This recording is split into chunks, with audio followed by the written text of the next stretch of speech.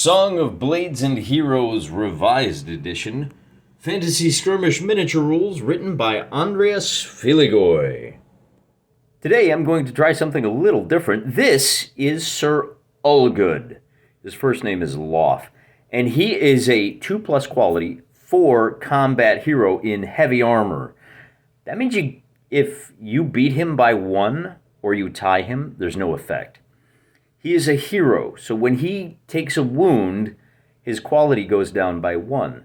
He has a heal potion, which means with a quality 2, he can take 3, 4, 5, 6, 5 hits, plus the heal potion, gives him a total of 7 hits. He's going all by his lonesome into the fairy realms in order to secure the treasure, which of course is a token of his esteem for the princess. And by recovering it from the fairylands, he can win her hand in marriage. So let's take a look at the fairylands next. All Sir Ulgood has to do is find the treasure and get it back to his campsite, which is currently down here in the bottom right-hand corner of your screen.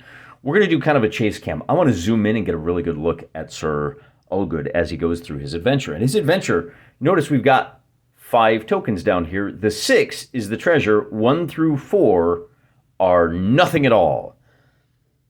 And we're going to set those up the way we usually do, kind of at random. But here's the kicker. The other side of the stream, which is uncrossable except at the ford, the bridge, and this ford over here, that stream, everything on that side of it is the Fey realm. Everything is weird and time moves wrong and it's disorienting. So his quality is going to be -1 while he's on that side of the river. The reason we've got 3 different ways to cross the river is he's got a choice to make. Does he want to make for the bridge, or does he want to make for one of those fords over there? Notice we don't have any bad guys. We have 3 types of bad guys that will make an appearance. The ogres, the orcs, warriors, and the archers. The ogres, they're all 4+ to activate, and they all have combat scores of 4 for the 2 ogres, and 3s for the warriors and the archers. The orc archers can shoot medium. Where do they start? We're going to randomize that as we're going to randomize our treasure locations. I don't want to know which one of these is which, so I'm going to shuffle them up as best I can so I lose track of where that number 6 is. And then I'm going to drop them all right here in the middle of the table, and I'm going to roll 5 dice. And the numbers that appear on the dice will be the inches away that they land. I'm rolling a combination of 10s and 8s.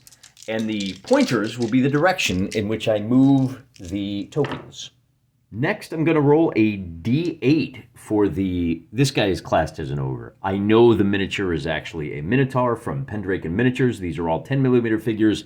The orcs that you see on the table are both from Copplestone Castings 10mm line. The green and, as I said, the green is going to be for the big guy, and then the red and the blue will be for the archer and the orc. I have more of those guys coming on, and I guess since this is near the archer, first we'll move our Minotaur 8 inches over here. He is going to start the game guarding the ford down there. The archer will slide over this way, and with a 4 left over, we're going to put the orc swordsman right over here behind the tree. Now the question is, how do we move these bad guys? And why wouldn't I roll 3 dice for the hero? Well, of course I would roll 3 dice for the hero. Why wouldn't I?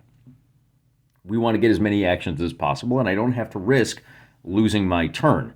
That's okay. We're only ever going to get a maximum of 3 turns out of Sir Ulgood, but we're going to get a whole lot more actions out of these bad guys. And at least at first, these 3 are merely sentries. We'll have to spend an action searching each of these locations. If it's not the treasure, we're going to roll on a little chart. On a D6, on a 1, the ogre appears. On a 2 to 4, an orc warrior appears. And on a 5 or 6, an orc shooter appears. If we have more activations left, we can immediately attack them. If we end a turn engaged in combat with one of the bad guys, the alarm will be sounded. Everybody on the table is going to converge on Sir Ulgood, and at the end of every turn, we'll make a an activation roll to see if another reinforcement comes on the table. So he's going to have to hurry. We are going to use the standard movement for sentries. We'll roll a d10, and the direction of that d10 will indicate the direction that the sentry moves, and the number on the d10 will indicate the distance. We'll divide by 2 to find out how many inches. Otherwise, stream is unavoidable, and we've got a lot of terrain for the hero to hide behind. He moves at half speed, or he can only move slow through the swamp and through the woods. With all that said, I think we're ready to get going, and the question becomes, what do we want to do with Sir Allgood? Let's send him up to check out that side first, since we have the best chance of getting all 3 of our activations. But we do have to worry, because our sentries can see 90 degrees. So we got to worry about this archer that you can't see behind the welcome sign. As you can see with the 355, our boy is going to get 3 activations. Right here, he's going to have to move 1 medium and stop just short of the swamp, and then move 1 short to get to right here. But if he moves any further beyond this bush, the orc is going to spot him, so we'll stop right there. We're only going to use 2 of our activations this turn. Then we roll for those 2 orcs, and in addition to the orc archer, who's facing in a very bad direction, I'm going to roll a green d10 for him and a red d10 for the other orc. And this orc archer will now come look in the bushes. I don't know, maybe he has to use the restroom. When we have a situation like this guy bumping into the tree, I'm just going to ignore it. They are fey, after all. The only kind of acknowledgement I'm going to give for the terrain is that our bad guys can't stop in terrain that they can't. They'll move through it and end their turn on the opposite side of the terrain. The Minotaur is big. He's got a long move available to him, but since he is not on high alert, let's just go ahead and stick with the D10. Divide that by 2, we get a 3 inches, and he's going to walk over here, and he's going to be talking to the creepy old Mother Willow. That's the end of the first turn. No alert has been sounded, and our sentries are facing the wrong direction. So Sir Allgood now can take 3 activations. Anything but a 1, and he's good to go. We get a pair of activations, and we can sprint. Oh, no, we cannot. We can go short to here, and then we can go, we can go medium, but we have to stop at the edge of the woods, and we're still okay. The woods, of course, you cannot see into them or out of them, so we won't have to worry about those when it comes to our sentries. Spinning around over here to take a look at where they're at, we've got our swordsman right here, so I'll roll for him first. And he's going to move 4 inches directly towards us. The archer is hiding behind the bushes here, and he's going to move just a half an inch. We'll kind of slide him around. As I said, this is where, but we're going to honor the direction he's facing, which means I think our boy is good. And with the 4 inches, in fact, let's divide by 2. That will take him to there, and then the last sentry that has to go is over here, where old Mr. Minotaur is done talking to Mother Tree. With a result of a 4, we're going to move him 2 inches, but that puts him in the stream, and so he's going to fully cross the stream to there. Yeah, he moves a little further, but that way we don't have to worry so much about things getting all cattywampus, as they say. Now our hero, I should use the proper honorific, is going to take his 3 actions. And he doesn't have to worry. As long as he moves through the woods and approaches from this direction, the orcs are not going to be able to see him. We get all 3 activations. We will be able to move short, and then use our 3rd activation to explore. But I don't know if we want to do that on this turn. We're going to hold off and wait till next turn, when we might have enough attacks to put down any creeps that happen to show up. Since we're already here, let's take a look at what happens to this sword orc. And I get a result of 3 inches in this direction. So he's going to come to here wind up in the woods, and he hasn't sounded the alarm yet, but that does force our hero to make a decision. Oh, he should be facing this way anyway, so he's looking in the wrong direction. And on his turn, our good Sir Knight is going to have to figure out what he wants to do about that. The archer is down here, and he's just hanging out. I guess, he had way too much to drink last night. We're looking like Tom Hanks in that movie with the girls don't play baseball. 3 more inches. If our Minotaur, inch and a half actually, because we're going to divide by 2. If our Minotaur tries to walk off the table, we'll just turn him around and have him move the opposite direction. Play kicks back over to our hero, and our hero cannot search because he has to try to jump this orc. We're going to try to put him out in a single turn. And with only 1 activation, all we can do is move. So in order to preserve our dignity, or to preserve the silence, we're going to run away. We're going to move him up to here. And of course, he can only move short because he is in the woods. And I have to roll for the orc. And the orc is in hot pursuit. Look at that, man. He's going after me. He thinks he hears something. I'll move the tree over here so you can see where they are relative to each other. The archer finally decides he's going to walk out of the bushes, and he's going to stop right here, wondering where his friend went. Then the Minotaur down here is going to move 3 more inches.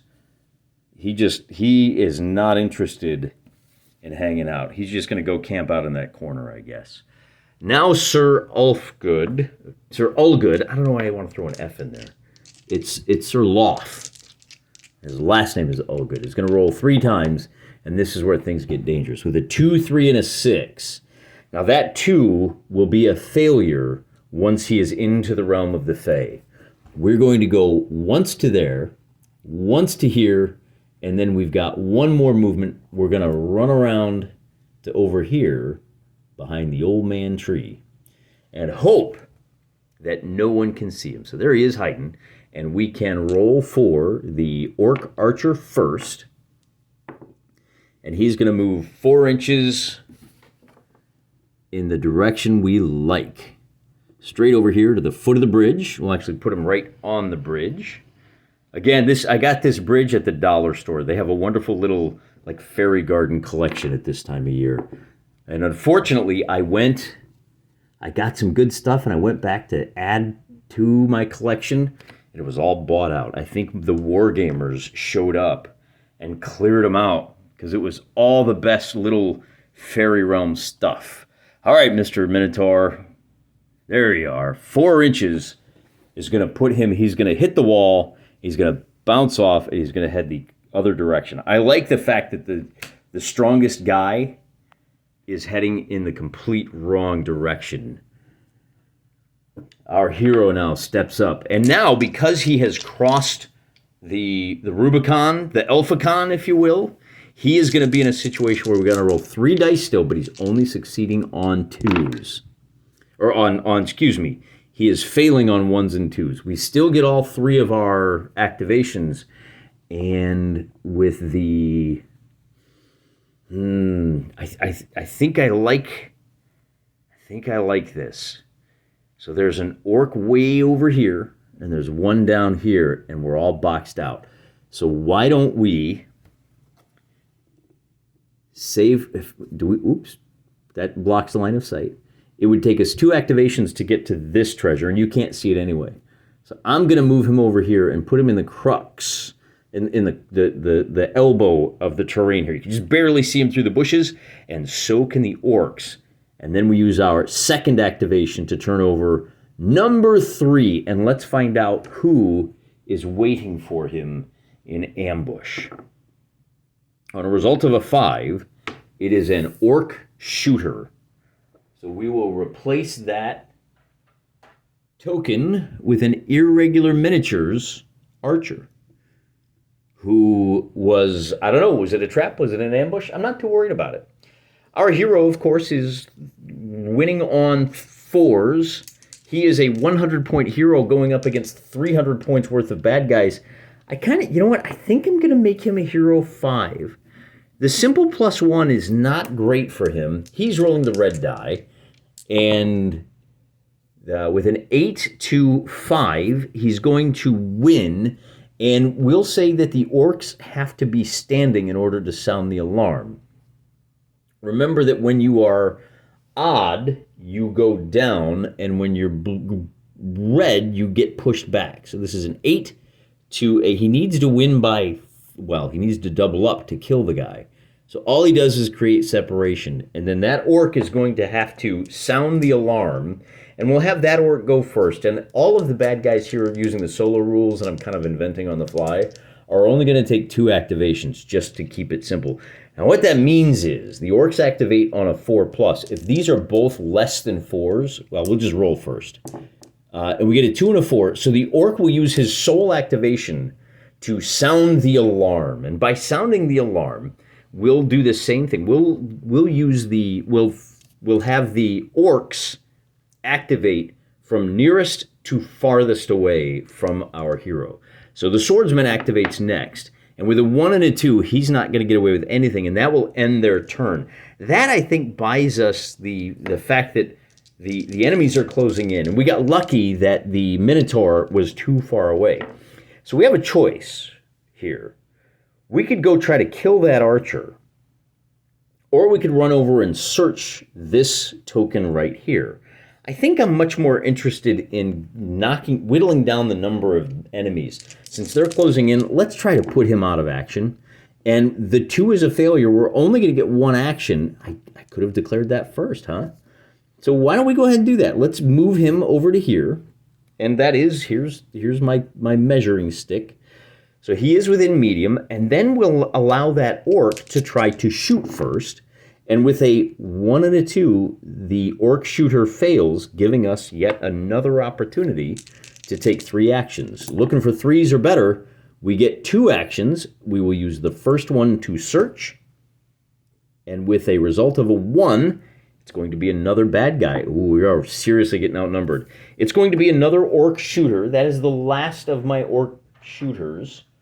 Think I should only have 3 of them, yeah. And again, we've got an irregular miniature shooter. That's what that figure is. We'll drop him down right in contact, and we will use our second action to whack him. Again, we're at 5 on the red and 3 on the blue. We get a 7 versus a 6, and because the red wins with an even number, this orc is going to fall down. That shooter then gets to go, and he succeeds on 3s. He gets a pair of 4s, meaning he can stand up and make an attack. And remember, this is going to be a 5. This is going to be a 6, meaning the orc won by a single point. But because our hero has heavy armor, there's no effect. The next thing that will happen is this is the next nearest figure. He's going to try to activate. With a result of a 3, he gets 1 activation, and he moves to contact. That's all he can do. The problem here is that Sir Ulgood, if he runs away from these guys, they each get a free hack. They're going to get to take a pop at him, and that's not great, because if he doesn't have any chance of putting them down. But we may want to do that anyway. This orc over here gets 2 activations, and now because we are on the order phase, we will have him, we'll use the normal movement rules for him. We have 1 more orc on the table. This guy down here on the bridge finally gets an opportunity to roll, and with a 3 and a 3, he'll get 2 actions, and I think those actions will be enough. He can't get into contact yet, but he will be able to move up, so we're now ganged up, 3 on 1. And normally I would have that archer firing first, but because you can't fire into a melee without risking hurting your own guys, we're not going to do that. The last thing we have to do here on the orc's turn, and that is the only activation that archer had. So we'll swing wide and see if we can get Mr. Minotaur closer in. The Minotaur moves long, so he moves 1 and 2, and he is... Oh, Lord, he's a-coming. Our hero now has a very difficult decision to make. Does he run for the bridge and try to grab the treasure, risking 3 attacks by these archers, or does he stay and fight to try to put at least one or two of them down? If he can even push a couple of them off, then running away becomes a more viable option. Either way, we need to know how many actions he has. So we're looking for 3s or betters. He's going to get 2 actions, and we'll use those 2 actions. We can get away with a power blow. So the first orc that he fights, he attacks one of these orcs.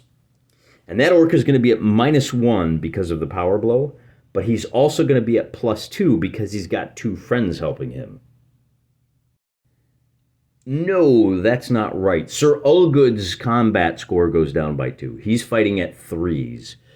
And the archer's combat score goes down by 1, so he is fighting at 2s.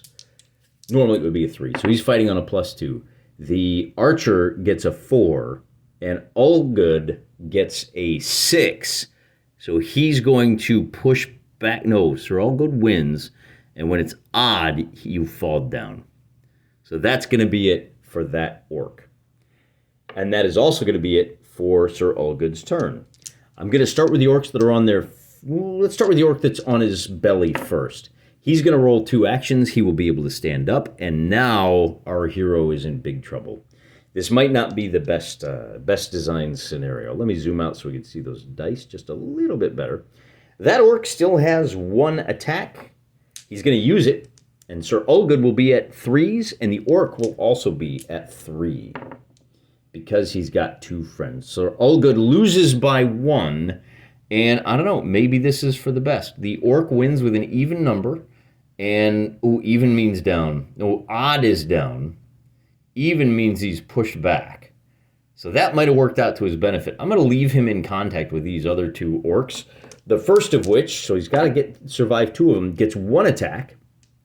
No power blow there, but now it's going to be the red die is at 4, the blue die is at 3, the red die wins, and odd means going down. It's odd down, and even is pushed back. And the last orc now has a chance to make his attack, and he rolls a 1 and a 2 for no activations, and Sir Ulgood has an opportunity to get away. We'll roll for his activations first. He gets a total of 3 activations, and this time, we're going to move medium, but the orc, that's his first activation. The orc gets to attack, and with a tie on the dice, Sir Ulgood wins by 2, and Sir Ulgood manages to escape from combat. That is his first activation. His second activation will be to move to about here, and then his third is to get into contact with this treasure token right there. Now we need to check for who is the closest to Sir Ulgood. And we've got this archer here is going to close with him, and he rolls a 5 and a 3. He'll get 2 activations, and with a medium, all he's going to be able to do is get in contact. The bridge is good news. The other orc that is right there will try to take 2 activations, and Sir Ulgood is really being saved by these miserable activation rolls. Here's the deal. With a 4 up to succeed, you've got a 50-50 chance on each of those dice. That means half the time they're going to get 2 activations, half the time the turn's going to end, and the other half the time, it's actually 1/4 of the time they'll get 2 activations. 1/4 of the time the turn ends, and then half the time they'll get at least 1 activation like this guy did. It is now Sir Ulgood's turn, and he will, as always, because he's on the bridge, let's give him the benefit of the doubt, activating on everything but a 1, and he gets, it wouldn't have mattered whether we count the bridge as, it's running water, so the bridge is not in the fairy realm. He still gets 2 activations. He'll use the first activation. Do we power blow? The alarm is already raised. So let's go ahead and, well, first of all, let's turn him to face his opponent. Hey, Mr. Archer. Oh, you know what? I didn't think about that. The archer is actually not going to close with him, is he? The archer is simply going to move to where he's got a line of sight and then shoot at him, right? Now, it doesn't matter because he only fires medium. We'll leave him there. That makes the game more interesting anyway, doesn't it? So what do we do with 2 actions? You can't go searching mystic signs with an orc archer all up in your grill. So we're going to have to fight. And let's use the power blow. We're going to give ourselves +5. The orc is at +2. And that becomes a 10 plus a 5. That's a power blow. And we eliminate the orc from contention. So we add one more to their roster. And now the orcs have a chance to go. We'll move over just a little bit. So we have 2 chances for this orc archer that's on his feet.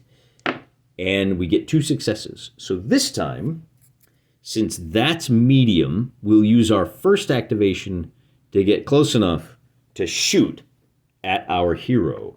This will be a 3 and a 5. 3 versus 5. And this time, it's going to be a tie score. 8 for our hero, 8 for the archer.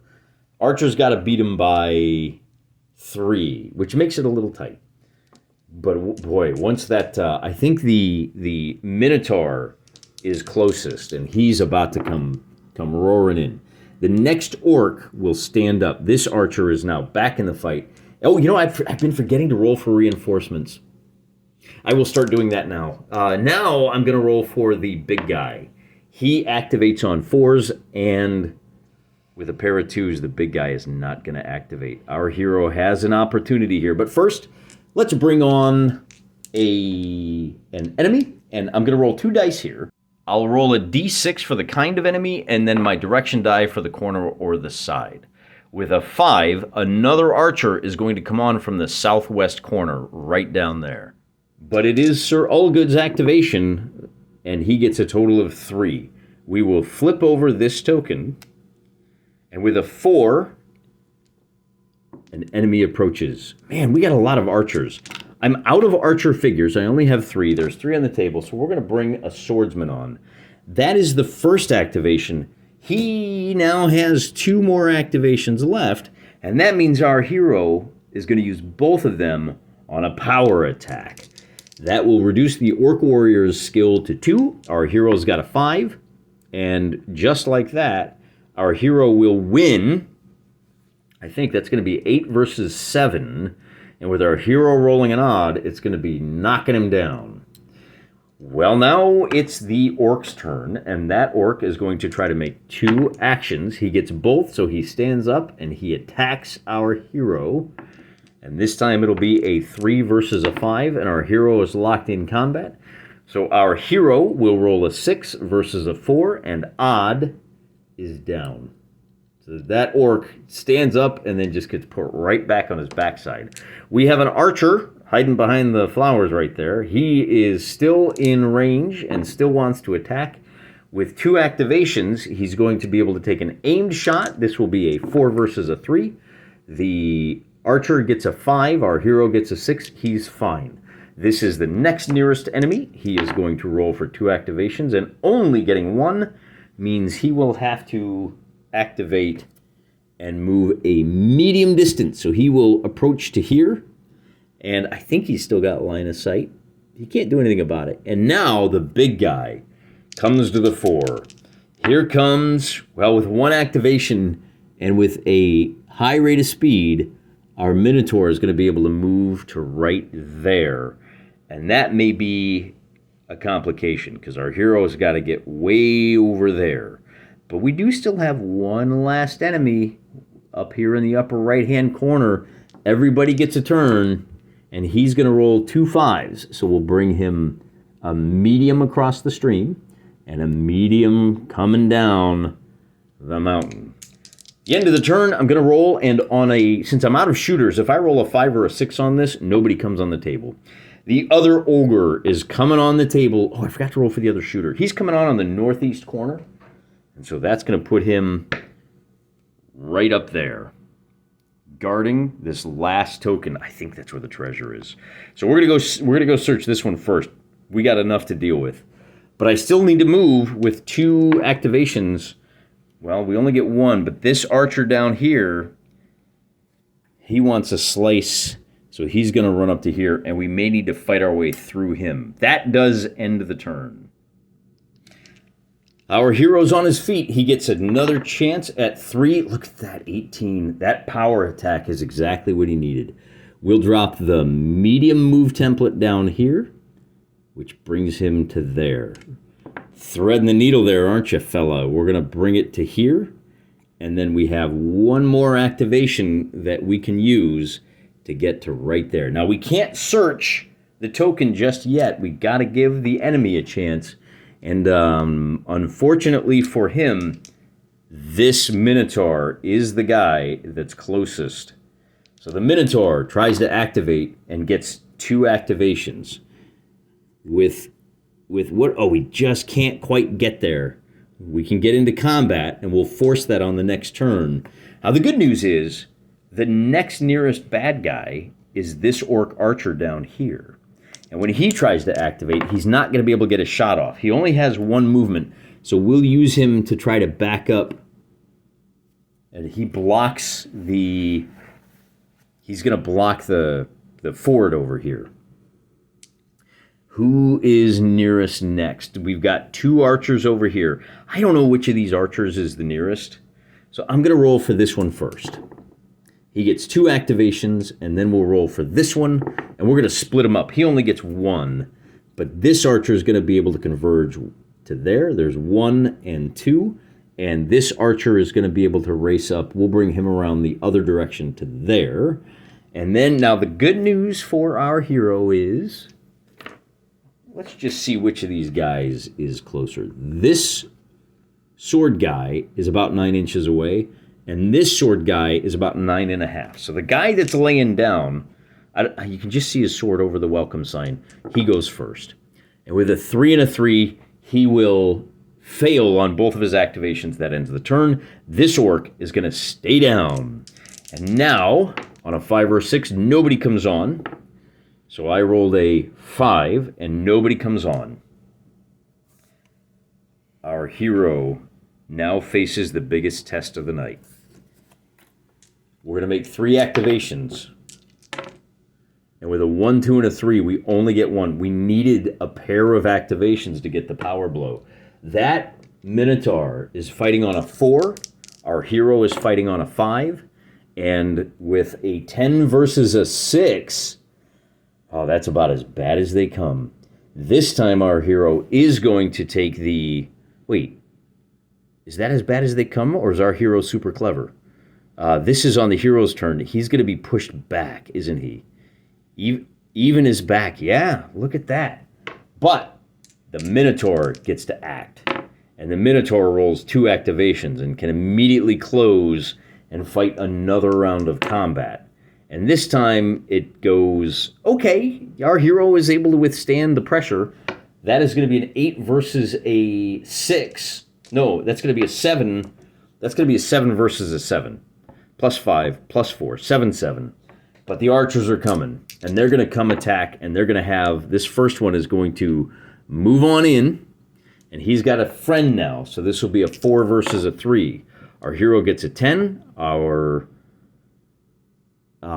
archer gets an 8. Oh, no, it's not a 10. Yeah, it's a 10 versus an 8. And when the hero rolls an even, you fall down. The next archer steps up and gets 2 activations. So we'll bring him up and put him in contact, and it's going to be the same thing, 4 versus 3. And this time the adventure is over. The orc archer is going to score a 10, and our hero is going to score a 5. A doubling means our hero is... Wait a minute. Does it? Kind of. I thought heroes... Okay. Rules is written, the hero automatically receives 1 success regardless of quality. In other words, if I'm trying to go 3 times, I only roll 2 dice because he automatically gets 1 success. I was thinking of a keyword called tough. When he receives a gruesome death, it's a normal kill. That's a triple. If you triple his score, that's not what happened here. When it receives a normal kill, the model is just wounded. His target quality goes up by 1. So now our hero has a quality of 3. That's what's going on here. When the model becomes 7+, it dies. So you got to triple him to knock him out of the fight, or you got to do the 5 or 6 wounds. But he does have that healing potion. The turn is not over. We have another figure right here that wants to jump in, And that figure, that orc, is only going to knock over a bunch of mushrooms. Boy, I tell you, man, playing these games when you got no depth perception, and also you're kind of clumsy to begin with. This is as close as this figure is going to be able to get. Then we have three more that want to go. And again, this guy is closer because our boy hasn't moved. And with a 1 and a 2, he's not going to act. The guy that's napping on the job isn't, and that ogre over there is just standing there, I don't know, man, just picking his nose. Now we find out who else comes on, and with a result of a 6, nobody comes on. So good news for our hero that no more reinforcements have come on. But he does have to deal with this mess over here. We're going to roll for 3 activations. Why wouldn't you? We're going to get, and now remember, he only activates on a 4 or better when he is in the fairy realms. So he does get 2 activations, and that will allow him to make a power blow against, let's try to take out that archer. The archer is going to be attacking on 2s, and our hero is going to be attacking on 4s. Our hero gets a 5, the archer gets a 7, and with the odd result, that's going to put our hero on his back. And this might actually end it right here. Because we'll start with the big guy. He's going to try to make 2 activations. He gets them both. He's going to power blow. So our big guy is going to get a +1. Let me check that again. Because our hero is laying down on the job, this may be the triplin. If you are attacking a fallen foe, you're at +2, and the blow is lethal. So this die is going to be at a total of +6. This one will be at a total of 4 because of the helpful archer who's standing right there, lending his support to the Minotaur. So with a 6 and a 7, but the blow is lethal, that is a win. Oh, let's see. Yeah, that means that our quality goes to 4, and our hero is really up against it now. We'll roll for the other archer that's in contact with him. That archer will make a mighty blow, and again, because the Minotaur is there, that orc warrior is going to be attacking on 5s, and our hero is going to be defending on 4s. 8 versus 9. Our hero wins with an odd result, and odd means this orc will fall down. The other orc that has fallen down has 2 chances to stand back up. And with a 4 and a 4, not only will he stand up, he is going to attack. And all of the math applies. Our hero is going to roll a 9, because he is at -1 for the Minotaur's assist.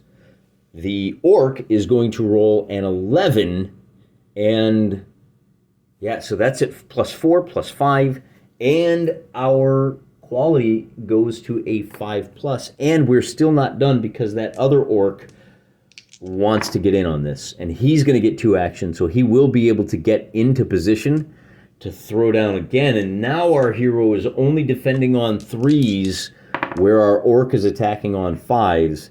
And so with an 11 versus a 6, that will reduce our hero's skill to 6. And we're still not done with the enemy's turn because we've got 2 guys over here. One who is laying down. Now, we've done everybody that's in contact with our hero, all 4 of them. The guy that's laying down is going to stand up, and he will make a medium move to lend whatever aid he can. And all he's going to be able to get to is right there for now.